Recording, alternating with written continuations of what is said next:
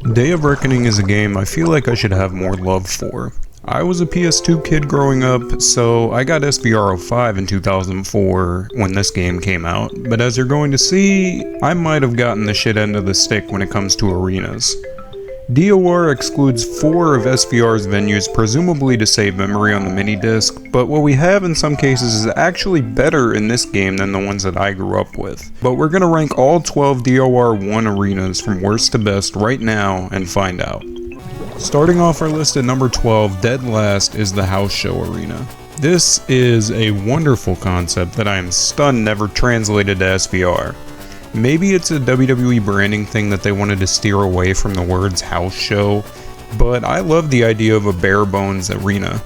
The stage layout here almost reminds me of the Here Comes the Pain reveal trailer stage, and the scale is wonderful. The bare bones ring design is also pretty unique for this era of WWE games, and the scaffolding here looks cool despite the lack of a Titantron. The plain guardrails are great, and I just really enjoy this back to basics approach. This must have been great for running eFeds back then. Once again, we're returning with the shitty weekly show stages round, and just missing last place at number 11 is Heat. I'm sure no one is surprised. Heat in 2004 was just a more bland, stripped down version of Raw's setup, and the accuracy is here.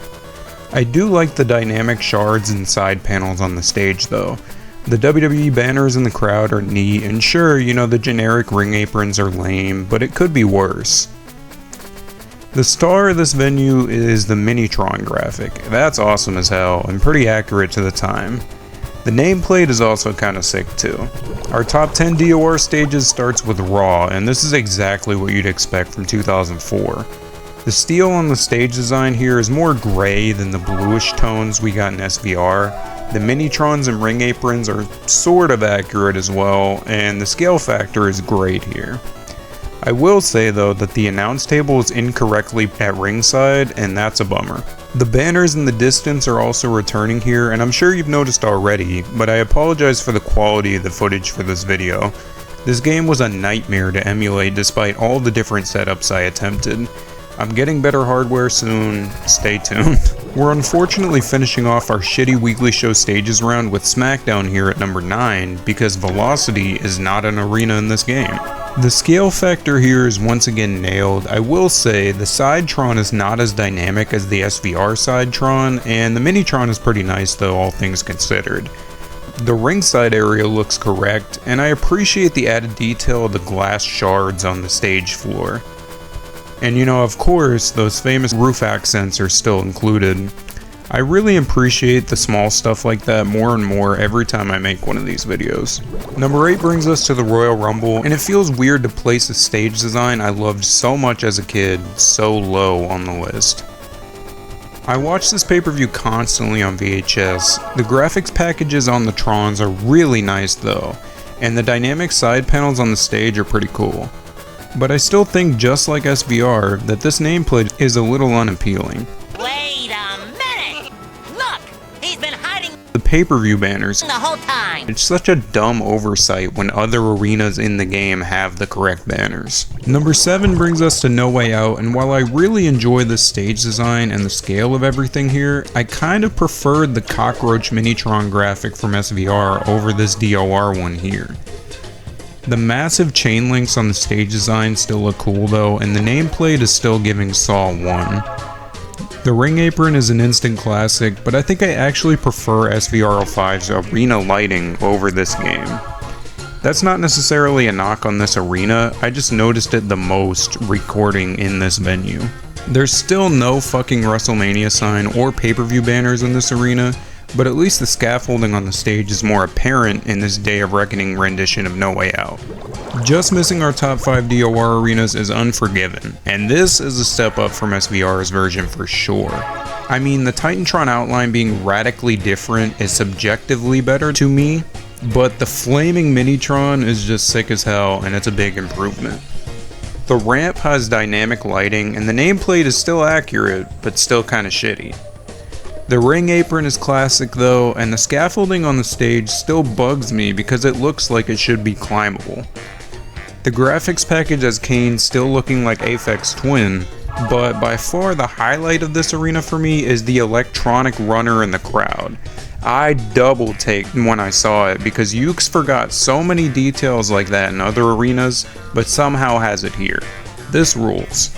Starting our top 5 DOR stages is the unlikely Armageddon 2003 stage.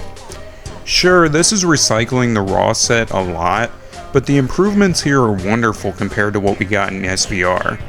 There's fucking pay-per-view banners here, finally. They even set the steel symbols on fire like they were IRL, and I think that's pretty cool. The nameplate and graphic packages both kick ass here and they're super clean.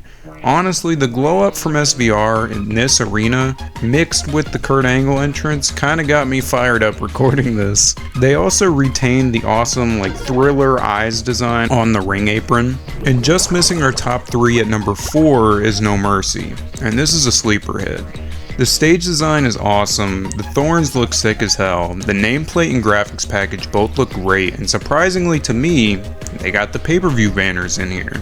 The ring apron also looks pretty sweet, and the roof accents, while mostly monotone in this game, are still here and they tie everything together. This is a pretty complete package of an arena compared to SVR's No Mercy. Big 3 time as WrestleMania 20 shockingly takes a back seat in the rankings for DOR. This was my favorite Mania stage growing up for a minute, and for starters, I think this is the best rendition of the Minitron I've seen for WrestleMania 20 in any of the WWE games. The little Mania 20 sign on the ceiling is awesome too. The nameplate is iconic and by far my favorite in the game, and the ring apron is an absolute winner. But there's huge glaring issues in this arena. Where the fuck is the hard cam Madison Square Garden Tron in the crowd? Where are the Mania 20 steel signs on the roof? What happened here? These are crucial details to the identity of this venue. Mania 20 without the crowd Tron is cursed to me. Our runner-up, just like SVR05's video, is SummerSlam, and it pains me to snub it again. Y'all know I love this era of SummerSlam's aesthetics. I'll start with the positives though. The big S logo is iconic, the Minitrons are so distinct with that graphics package, even though I preferred SVR05's Minitron video. That tail looking thing on the bottom of the Titantron is really sweet, and the ring apron is by far my favorite in the whole game. It's classic.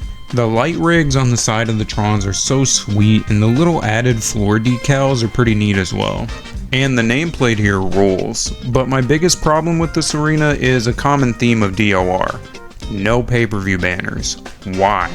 Give me a good reason, because there's a bunch of other arenas that had accurate banners, but not SummerSlam, one of the most important venues in the game. Fuck that. 2 games in the same year, and nobody got that detail right. 11 arenas have come and gone in Day of Reckoning, and only Survivor Series remains. This is a show stealer for me. Both the gravesite and the excavator are included in this stage design, and the ambulance makes an appearance, which is awesome. The stage design itself is super unique and one of my favorite designs for Survivor Series. The nameplate and graphics packages are both pretty nice, and the hanging WWE logo still looks pretty good. And we even got the pay-per-view banners accurate here. That rules. The ring skirt is oddly stretched out though, but I guess it looks accurate. What's not correct, unfortunately, is the missing WrestleMania 20 signs, and that's such a lame exclusion in these games. I do enjoy the non-static side designs on the Titantron that change colors though.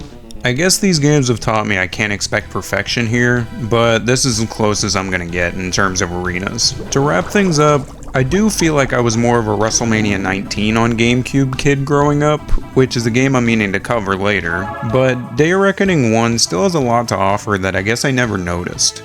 I hope y'all enjoyed, leave me your favorite arenas below, and take it easy.